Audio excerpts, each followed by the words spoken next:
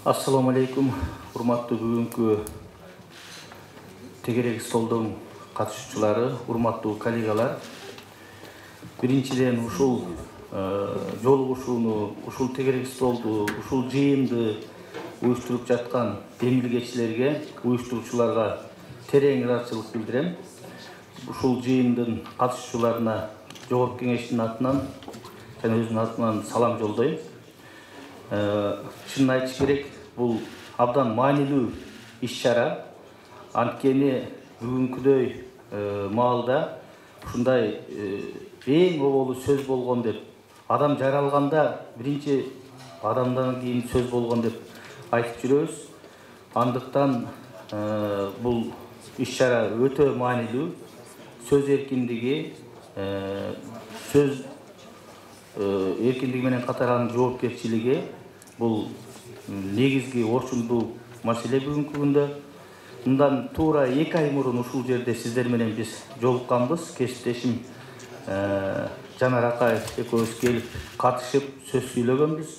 Ошондо бүгүнкү карала турган маселелер боюнча учкай сөз болгон бул жерде. Биз ошондо сөзсүз бул маселеге көңүл бурабыз, четте турбайбыз деп айтканбыз. Мына ошол сөзүбүзгө туруп, бүгүн ошол Чолпон Идиновнанын чакыруусун кабыл алып келдик. Андыктан биз парламент бул маселе боюнча эч качан сыртта калбайбыз. Анткени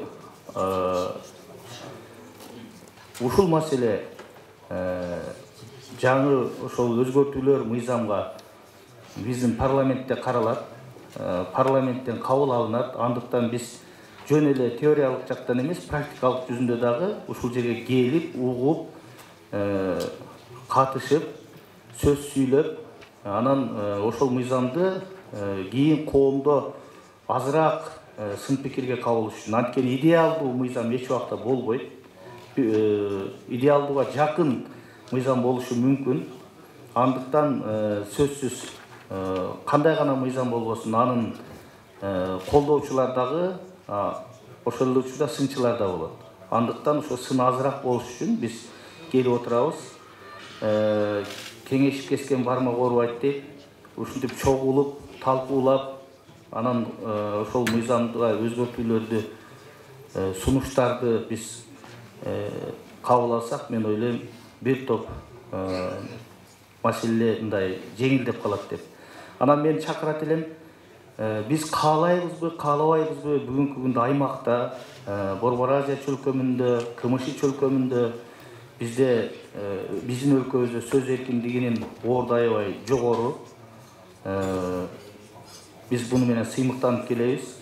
Албетте, анча-мынча терс көрүнүштөр да жок эмес бул жаатта. Биз ал терс көрүнүштөрдү эки тараптуу карашыбыз керек да. Биринчиден, биз жоопкерчиликти эч качан унутпашыбыз керек. Эркиндиктин, сөз эркиндигинин кадырын кээде ошо жоопкерчиликсиз мамиле түшүрүп коюп атат да, көйлөкөсүн тийгизип коюп атат. Андыктан биз ушундай терс көрүнүштөргө кабылган биздин кесиптештер кээде өзүбүзгө да суроо беришибиз керек да. Менден кеткен жокпу депчи. Мен ачык эле айтам, өткөндө да ушул жерде айткам, тилекке каршы биздин коомдо ушундай болуп калды. Терс көрүнүштөрдү абдан көп байма-бай чагылдырабыз. Маселен, мына ушул интернет сайттарын баштап,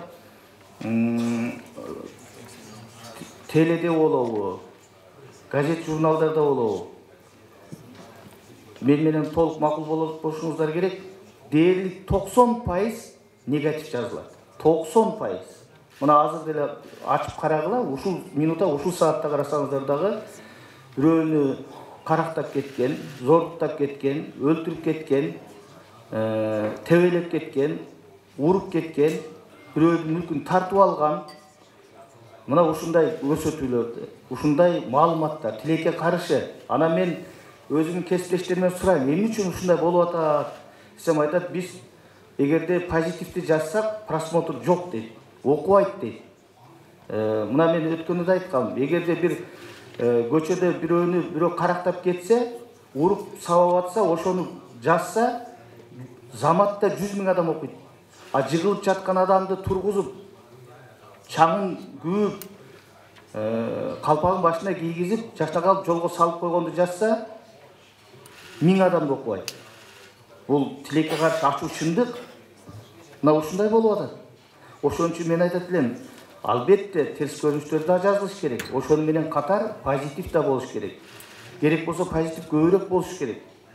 Мамлекетте, өлкөдө маалыматтык коопсуздук деген түшүнүк бар, аны барыңыздар билесиздер. Биз кээде ушундай учурлар болот, жаманыбызды жашырып, жакшыбызды ашырып турган учур болот. Ошол эле учурда баягы ооруну катсаң, жашырсаң өлүм ашкере кылат дейт. Өтө жашырып койгондо болбойт. Өзүбүз аны ачык талкуулашыбыз керек, көрсөтүшүбүз керек. Себеби дегенде жакшы менен жаман, оң менен сол бул тегиз жүрөт.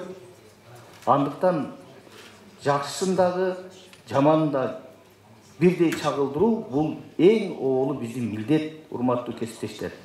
Ошон үчүн мен каалайт элем, ушул позитивге көбүрөөк көңүл бурсак. Мына өлкөбүздө акыркы убактарда бир топ позитивдүү көрүнүштөр болуп атат. Абдан кубанарлык көрүнүштөр болуп атат. Эмгек акылар көбөйүп атат, пенсия пособиялар көбөйүп атат. Бирок бул көрүнүштөрдү тилекке каршы абдан аз чагылдырылат. А эгер кокус ошол кыскарып кетсе, же бир убагында бир айрым мүмкүнчүлүктөрдөн улам тийбей калса, дароо көрсөтмөйбүт да. Ушул нерселерди биз карашыбыз керек, тегиз болушубуз керек. Анан эми эң башкысы, мына мен журналист катары айтат элем, мен өзүм ушул сөз эркиндигинин коргоочусумун. Сиздердин коллегаңар катары, кесиптешиңер катары ошонун биримин. Мен буга чейин да качан, каерде болбосун өзүм оюму ачык айтып жүргөмүн. Мен көп кесиптештерим билесиздер. Мен принцибим бар, позициям бар ар бир маселе боюнча. Бирок мен чынды чындай, терсти терстей мен дайым айта аламын. Мына ошон үчүн сиздер менен качан чакырсаңыздар арай көз чарай келип, катышып, ушул жерде талкуулоого мен дайым даярмын. Мына мен менен катар бул жерде биздин бир топ коллегалар отурат. Мына Адахан Кимсанбаевич отурат, Чыңгыз Айдарбеков отурат, Дастан Далабаевич отурат, Жанар Акаев отурат.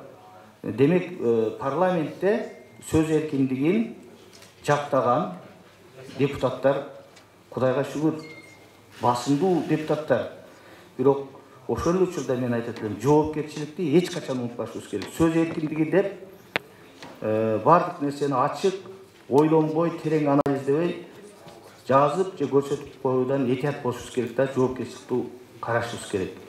Негизинен мына алдыда сөз болот, сөзсүз түрдө так эмес маалыматтар, анык эмес маалыматтар боюнча мыйзамды мына ушул жерде кабыл